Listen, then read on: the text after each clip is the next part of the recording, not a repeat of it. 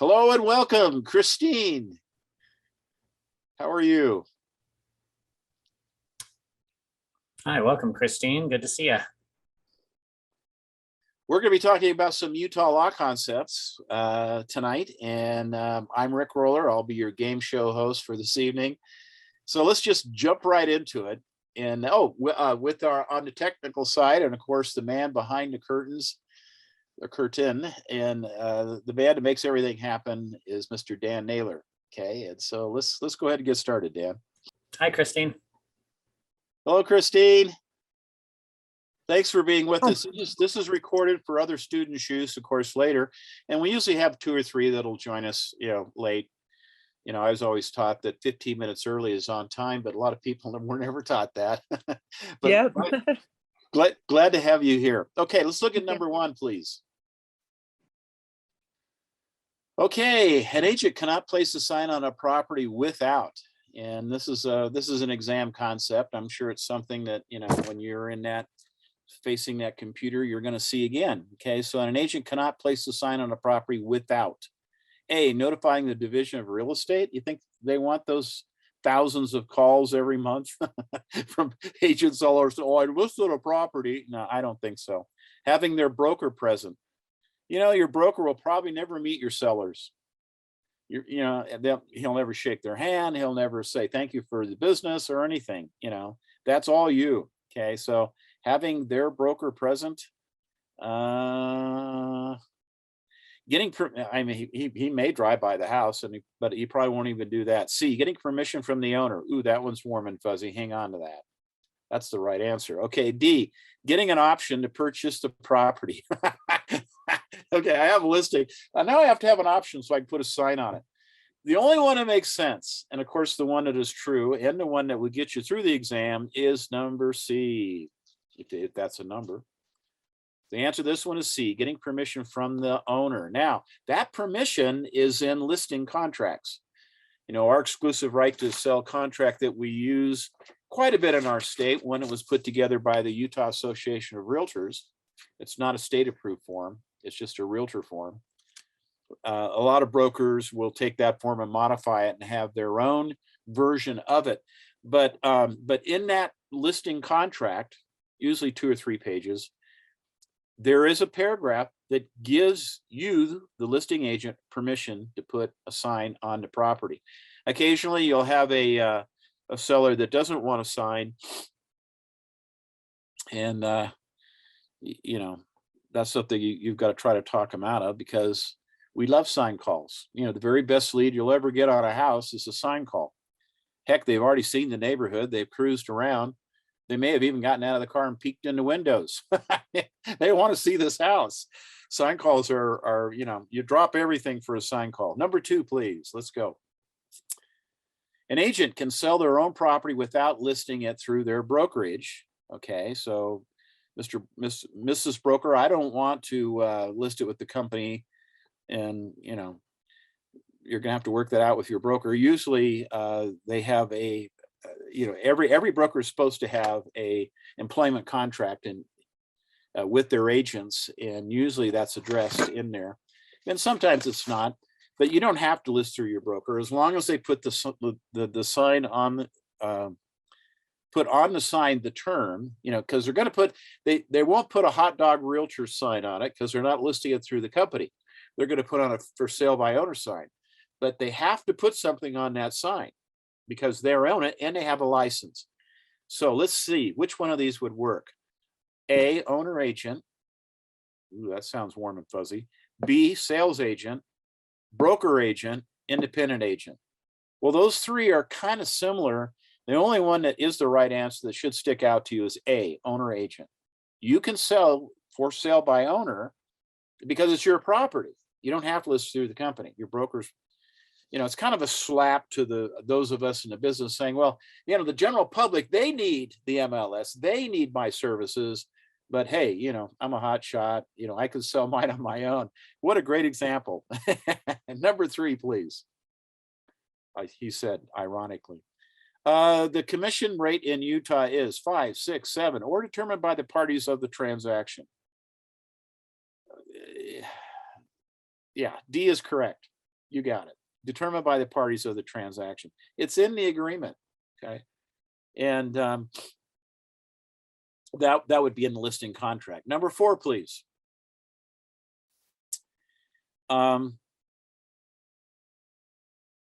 Here we have a situation where the agent wants to encourage their client to list with them. So they draft a listing agreement that says that the seller will get their asking price for the home, and any money received over that goes to the agent. Now, which is true? Well, that's called a net listing. And the correct answer to this one, of course, is B, it's illegal. Net listings are illegal in Utah. They're illegal in almost every state. I don't know of a state that allows that. There might be one out there somewhere. But definitely in our state, it's illegal, in all the surrounding states. A, the agent must give half the revenue to their broker. Well, that's in your employment agreement. C, the agent must get written permission from the client. The agent, of course, there's written permission for a lot of things. They signed a listing contract. Okay, the agent must meet the broker before signing. Okay, all right, it's illegal. You already knew that one. You got that one. All right, let's go to 5, please. Okay, S has a property listed that's not selling. And this is a whole different market than what we're in right now. Everything sells right now. S needs to do something to stimulate interest. Their first idea is to advertise the property at a lower price than its current listed price. Okay, well, this could get you in big trouble. Let's look at our answers here. A, the best way to do this is to advertise that the owner will consider any offer. B, this is legal as long as the listing price is also included in the ad, such as newly reduced from. C, prices lower than the listed price may not be advertised, only suggested in person.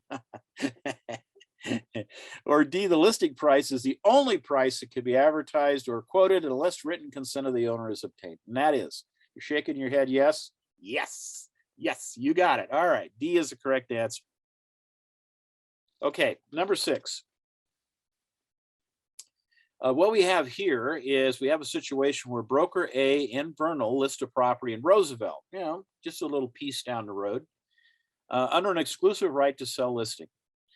Now, another broker B in Roosevelt, does not sell through the listing broker. In other words, he just goes and makes the deal direct with the owner and sells it. Got a big problem here, and that agent B is going to get in hot water, because he could be subjecting that owner to a B double commission. Okay, this is a dual agency. Dual agency is where you're representing both buyer and seller. This is a situation where broker B went behind the sign, went to the owner directly, probably created some sort of a contract where he would get his payola, but that doesn't cancel the original contract with broker A. And so the seller is liable because it was an exclusive right to sell listing. Now, if it was an open listing, then you could list with a number of different brokers. And sometimes you'll drive by a property and there's more than one sign on it. For sale by this broker, for sale by that broker, a little bit weird. You don't see it too often. On the other hand, we see it quite a bit in commercial, but not so much in residential. But you're subjecting that seller to a double commission because it was an exclusive right to sell contract, and broker B is going to get in real hot water. Probably lose their license for that. That's a real no-no, going behind the sign, or what we call behind the sign. Number 7, please. Okay, N is a real estate agent. Okay, good. And often receives referrals from a friend who works in the office next door. Cool. Maybe he's a divorce lawyer. I don't know. But it always gives the friend $50 as a thank you. Is this okay? Which is true here. N is following division rules. Nope. Okay. N could have their license revoked. And unfortunately, that's the right answer. And then wait a second. Where are we? We're on 7. Okay, here we go. and could have their license revoked. That is the right answer. C, and can increase the gift amount after a certain number of referrals. See, the problem with those is that you can't have a prearranged deal.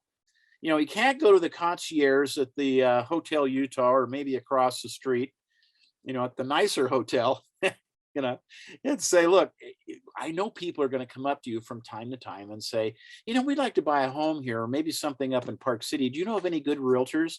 Refer them to me and I'll give you a piece of the action. Because see, that is a solicited referral. We solicit referrals all the time, but you can't have an ongoing agreement with someone. Okay, and so that won't work.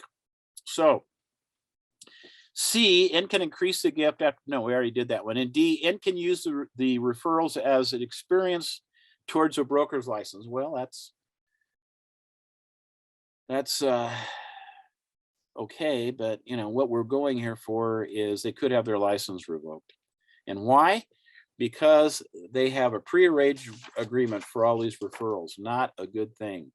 Okay, that's, and how much can you give? You can give up to $250 these days. Let's go to 8, please. But it has to be unsolicited. Now, not all states are that way, by the way, Christine. You go down to Arizona and occasionally you'll see flyers and things. Send me a buyer, send me a seller at steak or lobster, your choice. You know, I'll send you this wonderful dinner, which that would be an illegal solicitation in Utah. 8. An agency agreement is required prior to which of the following events? Well, an agency agreement would be a listing contract, either buyer side or seller side, buyer's listing or seller's listing. But when is it required? Prior to which one of these events? A, prior to showing. Well, sometimes you'll show a property without a listing. You know, I mean, go ahead. I can't hear you. Sorry, I had it on mute. I think it's B, before an offer is written. That's correct. You got it. Very good. Woo! Okay. Just Yes. bypass Okay. myself. Doing Love good. it. Okay. Giving details of a listing to a potential buyer? No.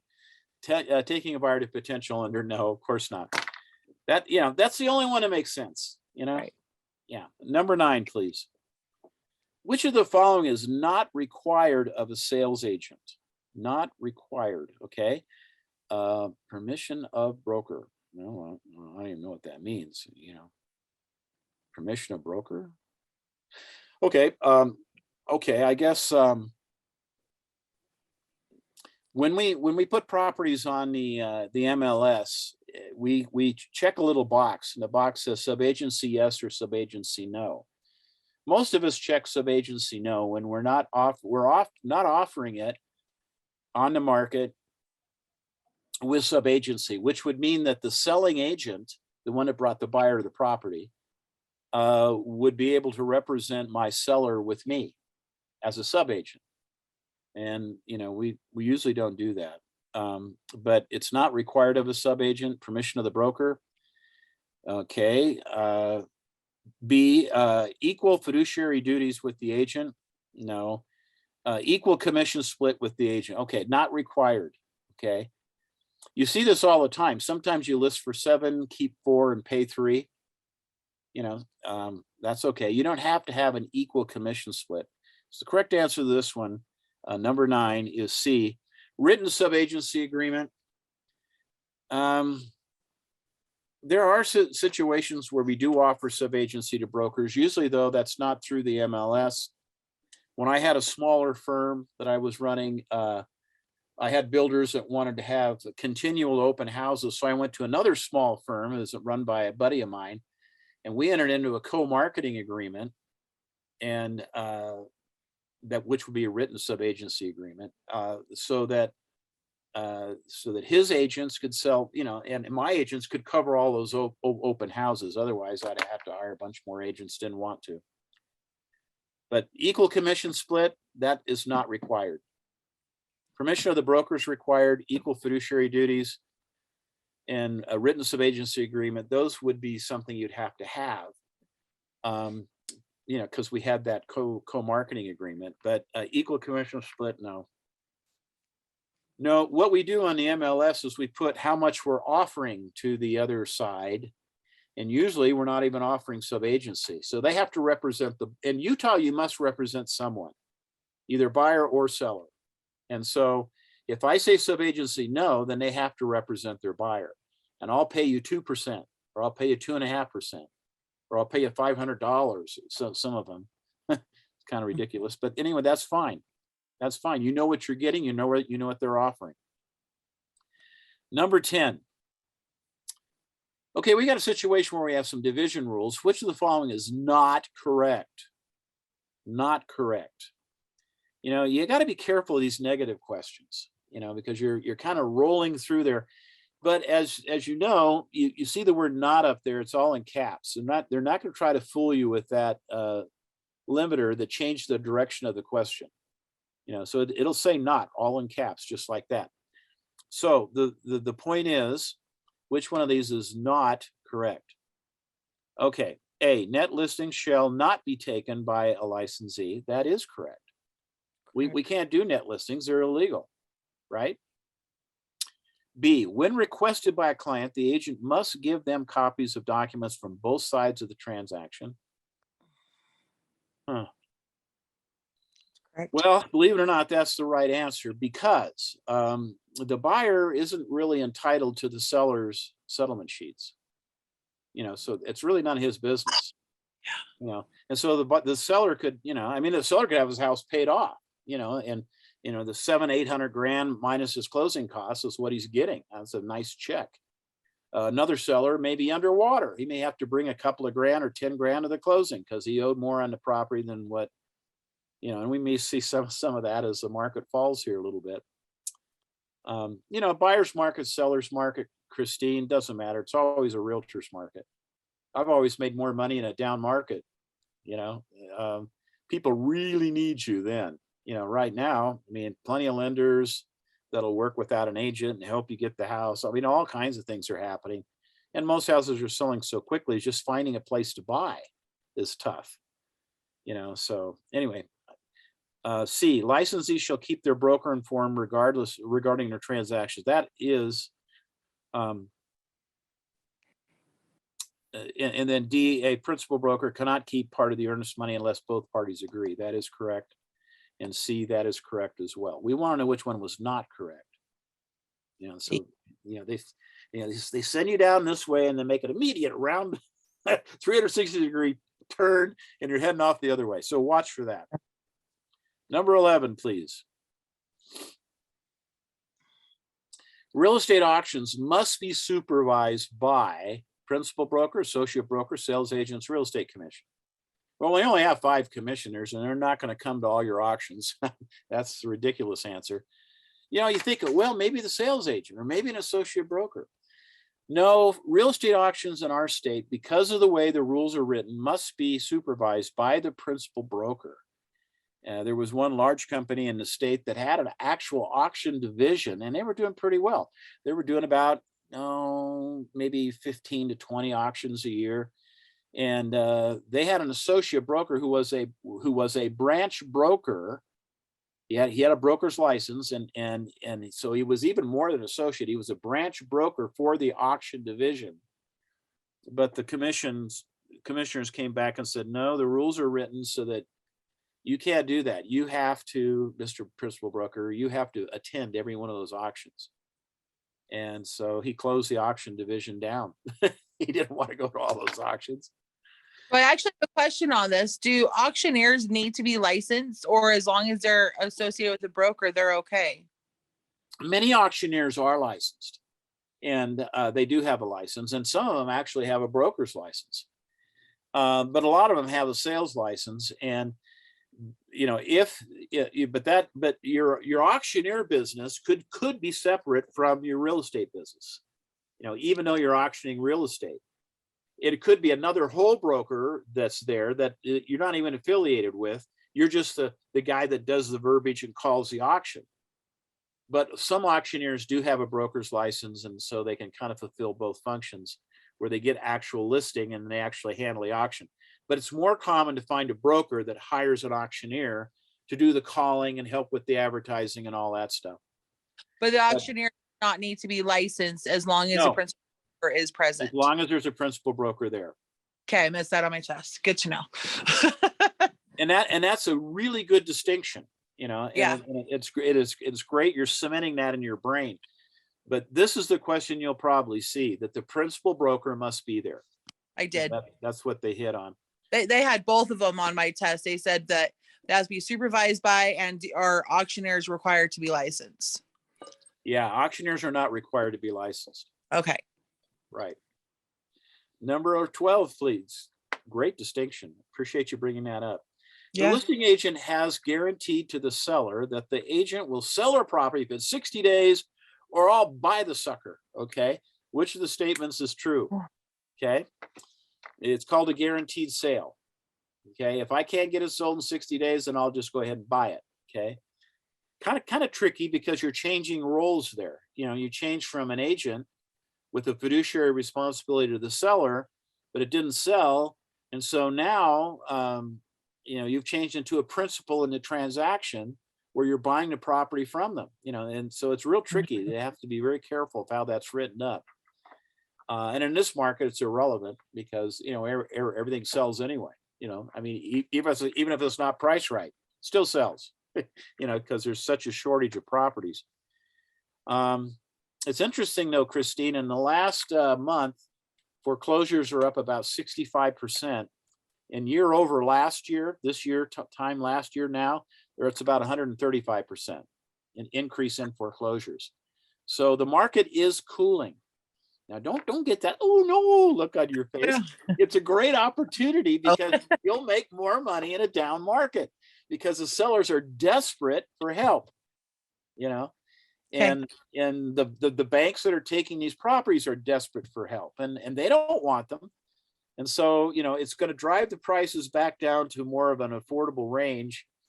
Unfortunately, the interest rates are going up at the same time. So they're double what they were just a few months ago. And so that's pushing people out of the market. So something has to give. The prices have to come down a little bit. Okay. So anyway, A, the agent's required to place a cash bond. No. B, a written disclosure of all the terms of the guarantee must be furnished before the listing is taken. It has to be verbiage in the listing contract. That is the correct answer. That says that, okay, here's how this guaranteed sale will work so that the seller knows what they're getting. You know, on these guaranteed sales, the agent's not going to pay the full list price. And that's why it didn't sell. The price was too high, right? Does that make sense? Total. Otherwise, it would have sold. So I'm not going to pay you the overinflated price for it. You know, what he says is we'll order 3 appraisals. We'll throw out the high, throw out the low. I'll pay the one in the middle. You know, that kind of thing is kind of common. It's not legal in Utah. It's perfectly legal in Utah. They just have to know what they're getting into. And D, a guaranteed sale must have a loan officer approved financing. No, forget about it. This is a successful agent, man. He's just going to pay cash, right? Okay, let's go to number 13, please. By the way, if you have other issues or other concepts you want to talk about, you know, jot down a note or something as they pop into your mind, because some of these questions will remind you of something else you were, you know, needed some clarification on. Just make a quick little note, because we've only got one more page of questions and we have some time. We'll probably have about 15 minutes or so to answer those questions, and I'll be happy to help you with that. Okay. Wonderful. Thank you. Oh, you're very welcome. Thanks for coming to our show. Okay. Number 13, an agent contracts their broker to let them know they have a problem. Yeah, brokers love those calls. Hey, I have a problem. Okay, how bad is it?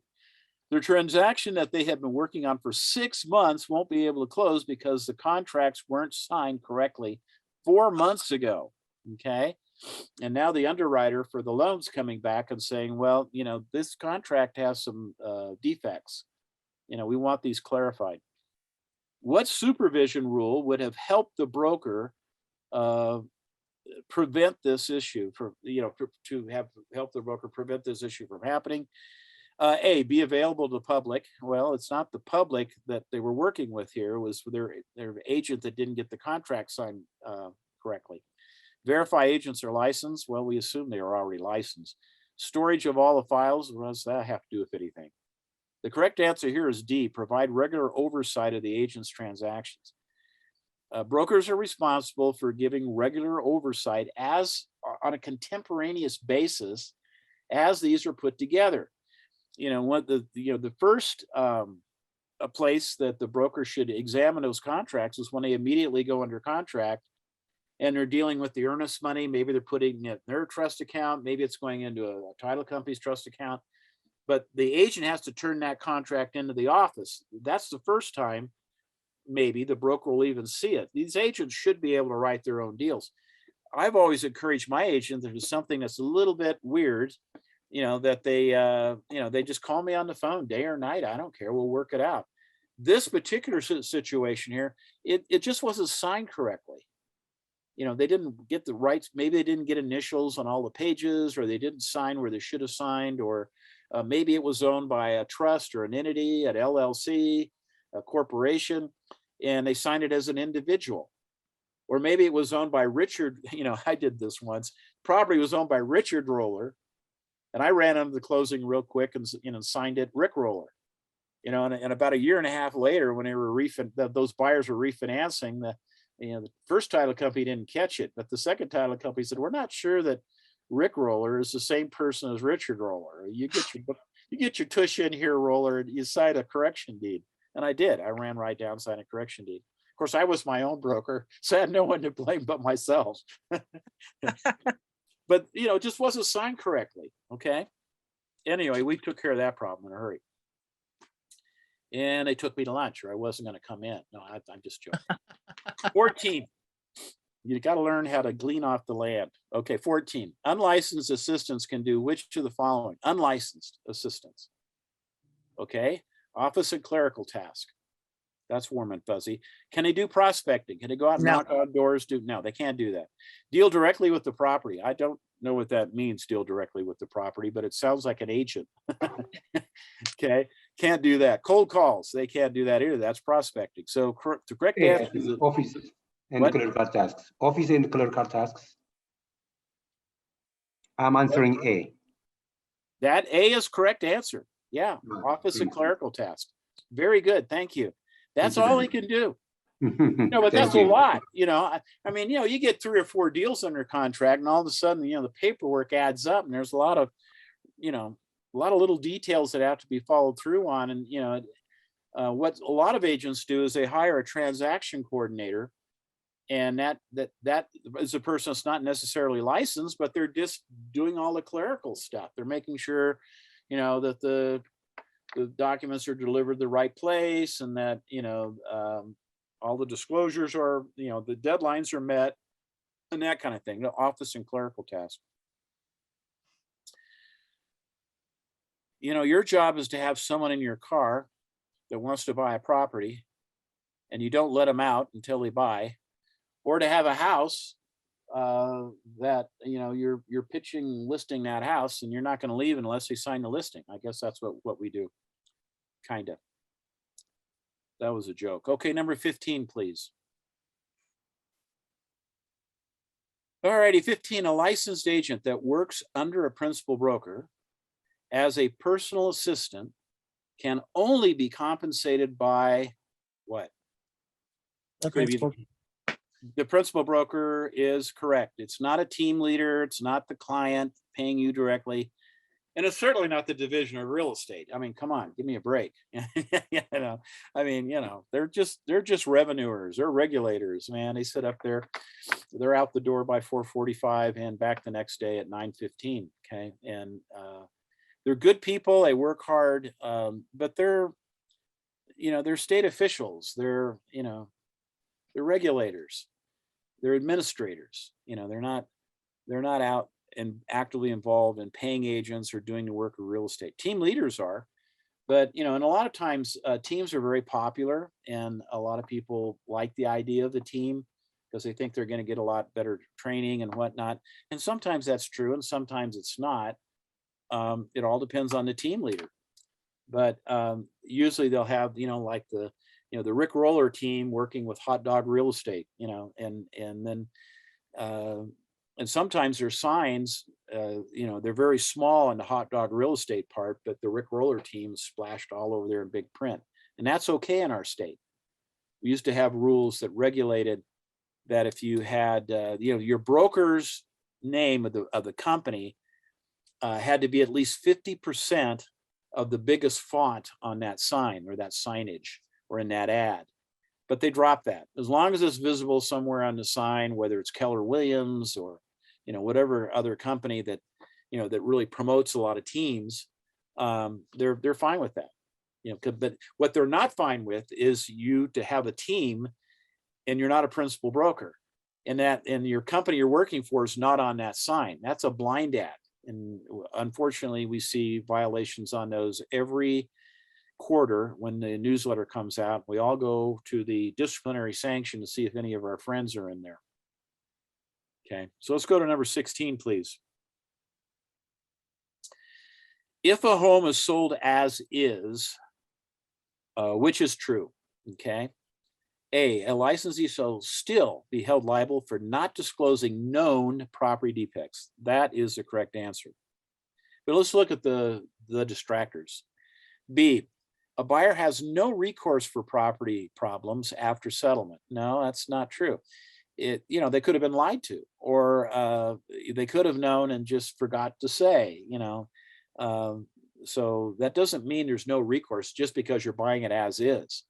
If you were deliberately misled or they knew something they should have disclosed, you still have recourse against all the other people involved on the other side of the transaction. C, a seller can hide defects to sell their house. Yeah, right, sure. And D, a seller must make all repairs requested by a buyer. No, they don't have to. They could say, go pound sand, I'm not doing that. When they may not hold the deal together. In this market we're in now, until it cools off a little bit, sellers are, they're not fixing a lot of things. They're saying, okay, if you don't want it, that's fine. We have 2 backup offers. I'll just, one of those guys will take it.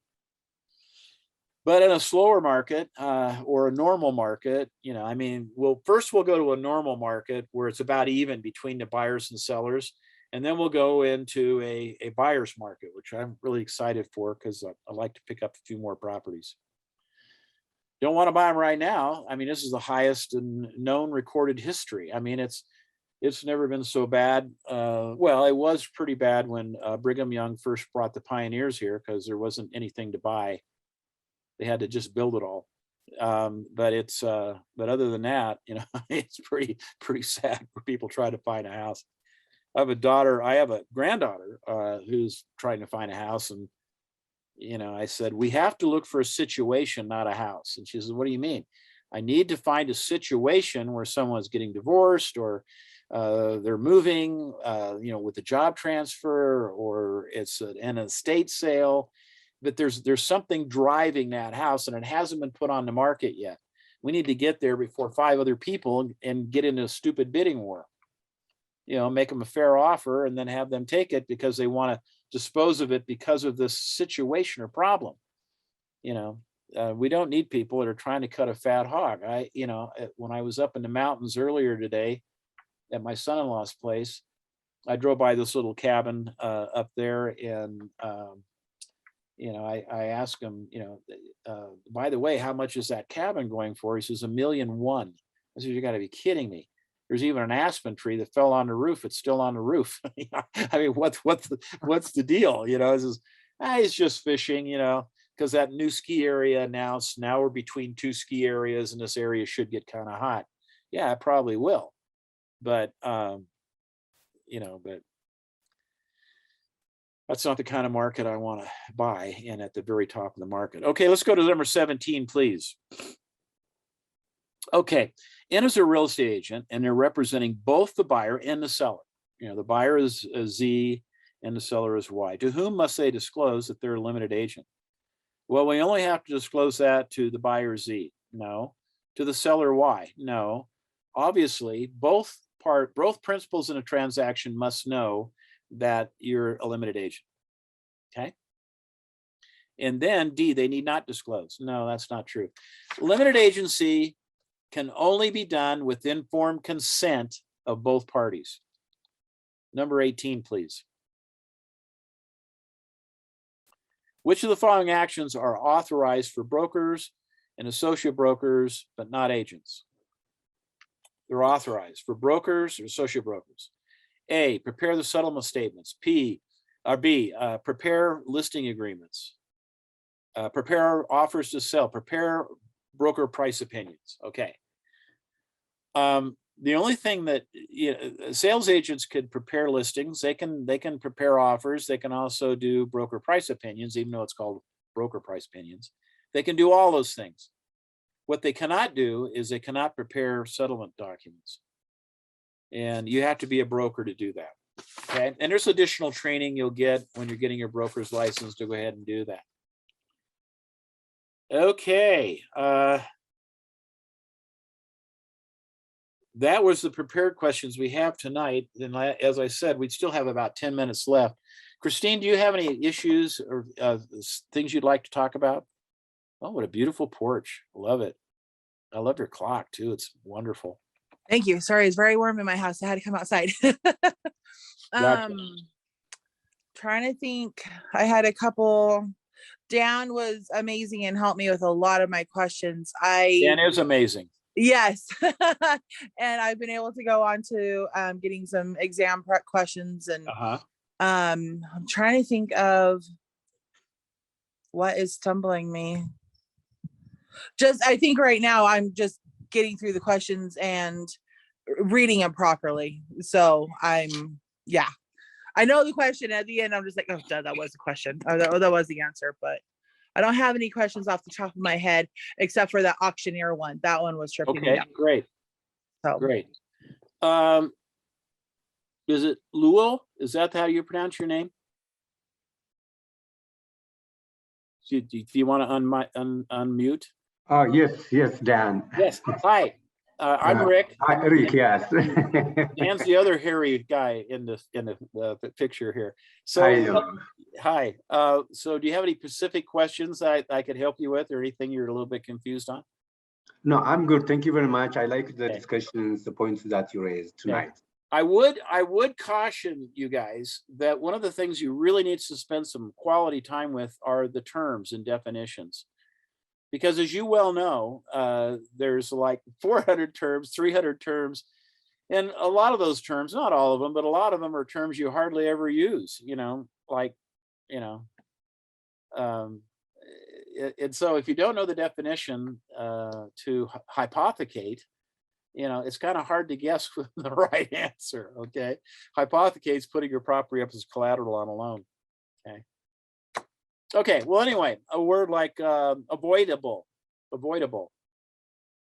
does that mean to you guys? Avoidable. Well, I'll tell you, it's what a bullfighter does.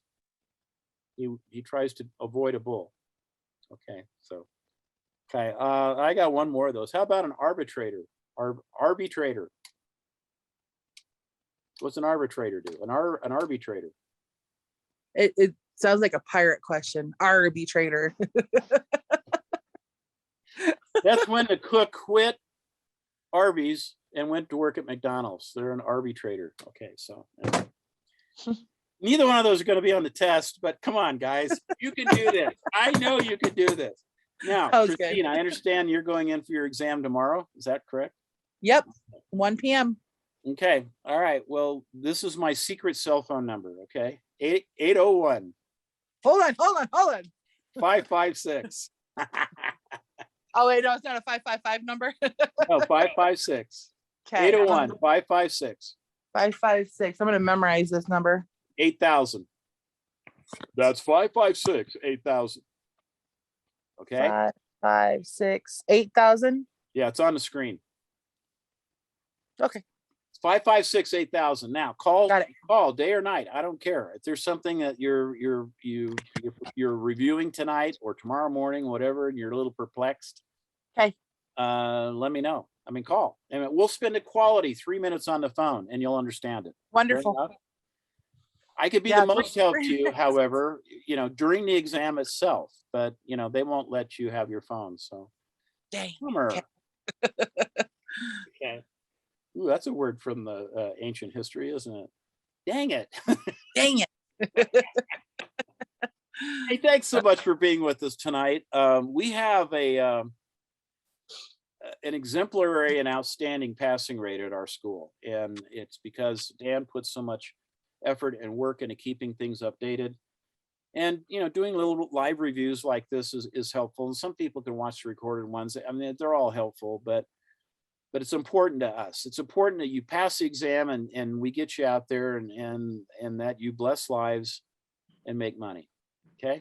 So thanks so much for being with us tonight, Dan. Thanks, appreciate it. And it is right on the money when you needed to leave. So appreciate you guys. Thank you, Rick. It was awesome. Thank you so much. That phone number is for you too, Lowell. So Okay. call if I can help. Okay. Okay, I appreciate that. Thank you. You betcha. See you later. Thanks, Dan.